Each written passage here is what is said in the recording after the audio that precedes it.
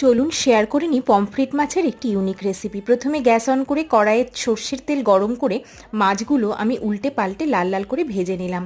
4 piece মাছ আমি একই রকম করে ভেজে নিয়েছি। খুব বেশি কড়া করে ভাজবো না, হালকা সোনালি রং ধরা পর্যন্ত উল্টে পাল্টে ভেজে নেব। তারপর ওই একই তেলে ফোড়ন দিয়ে দিলাম কালো জিরে আর একটা শুকনো লঙ্কা। ফোড়নটা একটু ভাজা ভাজা করে দিয়ে দিলাম কেটে রাখা আলুগুলো হাই ফ্লেমে নাড়াচাড়া করে লাল করে ভেজে নিয়ে দিয়ে দিলাম সামান্য পরিমাণ জল। তারপর দিয়ে দিলাম 2 চামচ ধনের গুঁড়ো, হলুদ, কাশ্মীরি লঙ্কার গুঁড়ো, লবণ আর ঝালের জন্য কাঁচা লঙ্কার গুঁড়ো। কাশ্মীরি লঙ্কার গুঁড়োটা কালারের জন্য।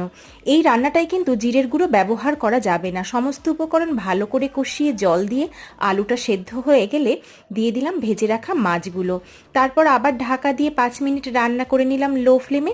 ওপর থেকে কাঁচা লঙ্কা আর ধনেপাতা কুচি দিয়ে রেডি হয়ে গেল আজকের এই দুর্দান্ত স্বাদের পমফ্রেট মাছের ইউনিক রেসিপিটি। গরম ভাতের সঙ্গে পরিবেশন করে দেখুন। সঙ্গে থাকার জন্য ধন্যবাদ।